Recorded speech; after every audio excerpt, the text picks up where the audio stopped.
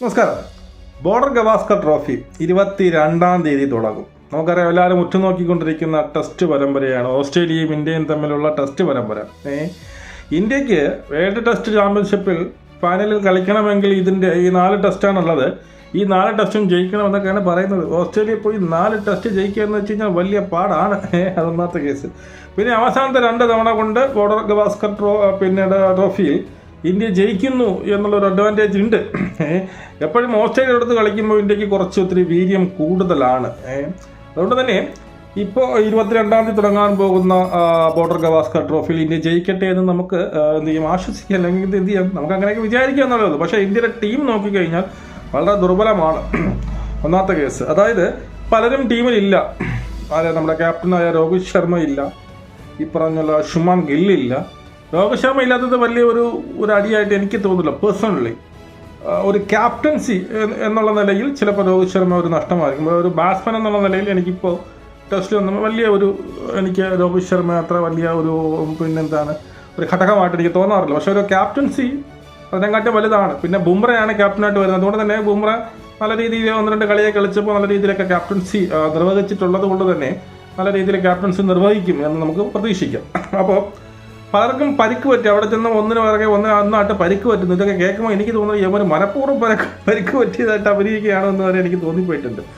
അപ്പോൾ എന്തായാലും രോഹിത് ശർമ്മ അവൻ്റെ മകൻ പിറന്നു, 2ാമത്തെ മകൻ പിറന്നത് കൊണ്ട് തന്നെ ലീവിലാണ്. ഫസ്റ്റ് ടെസ്റ്റ് കാണില്ല, പെർത്തിലാണ് ഫസ്റ്റ് ടെസ്റ്റ് നടക്കുന്നത്.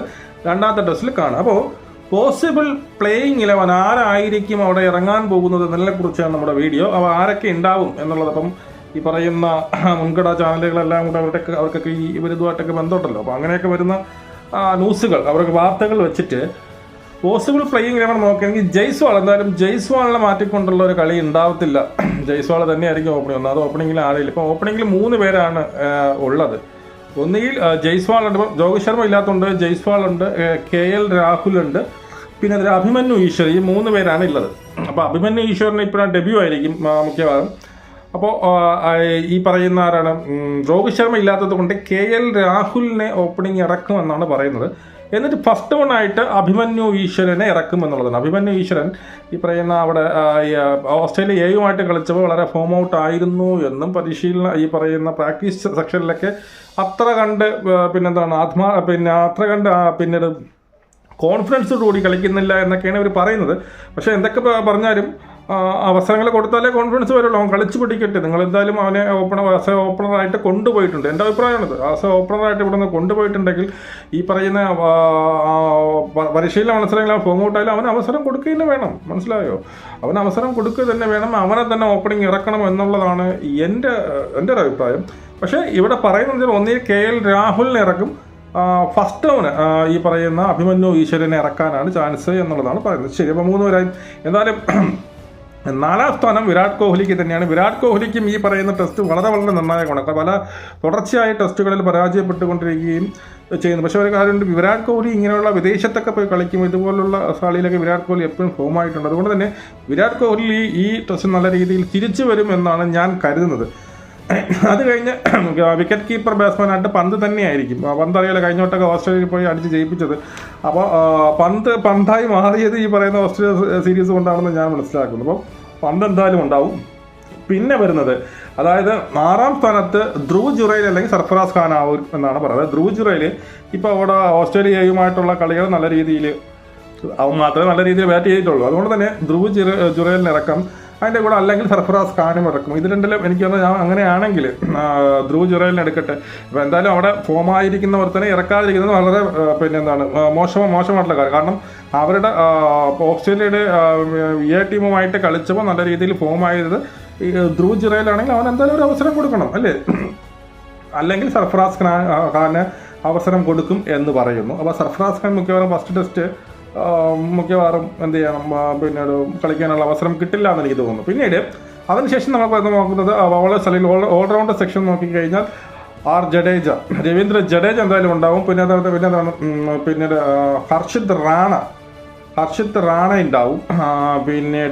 പിന്നെ വന്നത് നമ്മുടെ ബുംറ, ആകാശ് ദീപ്, മുഹമ്മദ് സിറാജ്. ഇത്രയും പേരാണ് അവർ പറയുന്നത്. 11 പേരായ 2, 4, 5, 6, 7, 8, 9, 10, 11 ഇതിനകത്ത് ഒരു പിന്നീട് സ്പിന്നറേ വരുള്ളൂ അല്ലേ, ഒരു സ്പിന്നറേ ഉള്ളൂ. രവീന്ദ്ര ജഡേജ മാത്രമേ സ്പിന്നറുള്ളൂ.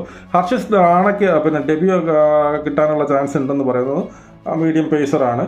അപ്പോൾ അങ്ങനെയാണെങ്കിൽ 1, 2, 3, 4 പിന്നെ മീഡിയം പേസറും ഒരു സ്പിന്നറും പിന്നെ ബാക്കി ബാറ്റ്സ്മാൻമാരും അടങ്ങുന്ന ഒരു ടീമാണ് ഈ പറയുന്ന ഓസ്ട്രേലിയയിലേക്ക് അവർ പോസിബിളായിട്ട് നമുക്ക് എടുത്ത് പറയാൻ സാധിക്കും. ഇതായിരിക്കും ടീം, ഏതാണ്ട് ഒരു 90% ഇതായിരിക്കും എന്നാണ് പറയുന്നത്. അപ്പം ഇതൊക്കെ ഇങ്ങനെ പറഞ്ഞുകൊണ്ടിരിക്കുന്ന അവസാനം വരുമ്പോൾ എന്തെങ്കിലുമൊക്കെ മാറ്റങ്ങൾ ഉണ്ടാവും. അപ്പം ഞാൻ പറയുന്നത് ആരൊക്കെ മാറ്റിയാലും ഇല്ലെങ്കിലും എൻ്റെ ഒരു അഭിപ്രായത്തിൽ ഈ പറയുന്ന അഭിമന്യു ഈശ്വരനെ ഫസ്റ്റ് വണ്ണല്ല, ഞാൻ പറഞ്ഞ അവനെ ഓപ്പണിംഗ് ആയിട്ട് തന്നെ നിങ്ങൾ ഇറക്കണം. നമ്മൾ ഇന്ത്യയിൽ വന്ന് കുറേ സെഞ്ചുറികൾ അടിച്ചേന്, പുതിയ പയ്യനാണ്, ഓസ്ട്രേലിയയെ കൊണ്ട് ഫസ്റ്റ് ഒരു ഡെബ്യൂ ഒക്കെ കൊടുക്കും, അവന് കുറച്ച് പ്രശ്നവും കാര്യങ്ങളൊക്കെ വരും. അപ്പം അവൻ അവസരം കൊടുത്താലേ അവൻ കളിക്കത്തുള്ളൂ. 4 ടെസ്റ്റ് നിങ്ങൾ അവസരം കൊടുക്കും. അപ്പോൾ എന്തായാലും രോഹിത് ശർമ്മ ഇല്ല. അപ്പോൾ ആ സ്ഥാനത്ത് ഉറപ്പായിട്ടും അവൻ അവസരം കൊടുക്കുക തന്നെ ചെയ്യണം. അവൻ ഒരു കളിയെങ്കിലും ഫോമാവുമെന്നാണ് ഞാൻ പ്രതീക്ഷിക്കുന്നത്. അങ്ങനെ ഫോമായത് നമുക്ക് നാളത്തേക്ക് ഇപ്പോൾ എന്തായാലും ഇനിയിപ്പം ഈ രോഹിത് ശർമ്മയൊക്കെ പോകുമ്പോഴേ ഒരു ഓപ്പണർ വേണം. അപ്പോൾ അവിടെ സ്ഥിരമായിട്ടുള്ള ഓപ്പണർ കൊണ്ടുവരികയെന്ന് തരും. അതുപോലെ ഈ പറയുന്ന KL രാഹുൽ ഒരു സ്ഥിരമായിട്ടുള്ള ഓപ്പണർ അല്ല. അപ്പോൾ അവനെ വെറുതെ അവൻ്റെ സ്ഥാനം നഷ്ടപ്പെടുത്തിക്കൊണ്ട് ഒരു വേറൊരു സ്ഥാനത്തിലേക്ക് തിരികെ കയറ്റുന്ന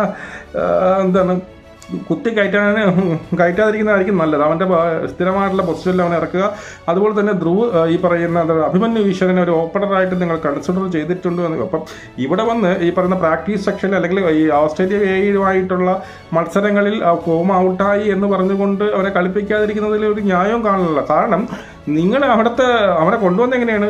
ഇവിടെ അതായത് നാട്ടിൽ സ്വന്തം നാട്ടിൽ കിടന്നുകൊണ്ട് സെഞ്ചുറികൾക്ക് വേണ്ടി സെഞ്ചുറികൾ അടിച്ചു കൂട്ടുന്നത് കൊണ്ടാണ് കൊണ്ടുവന്നത്, അല്ലാതെ ഇവിടുത്തെ കളി കൊണ്ട് കൊണ്ടുവരാൻ വേണ്ടി കൊണ്ടുവന്നില്ല. അപ്പോൾ എന്ത് ചെയ്യണം, ഇവിടെ ഒന്നോട്ട് ടെസ്റ്റ് വെച്ചാൽ വലിയ ഫോമൊന്നും ആയില്ല എങ്കിൽ കൂടിയും എന്ത് ചെയ്യണം, അവൻ അവസരം കൊടുത്താൽ മാത്രമേ എത്തിയുള്ളൂ. അവന് ഫോമാവാനുള്ള അവസരം കിട്ടണ്ട. 2-3 കളി കളിച്ചിട്ട് അതിന് വേണ്ട നീ കളിക്കില്ല എന്ന് പറഞ്ഞ് മാറ്റി നിർത്തി കുഞ്ഞ് വേറെ ആരും ഇവിടെ കളിക്കുന്നു, വേറെ ആരെങ്കിലും തെളിയിച്ചോ?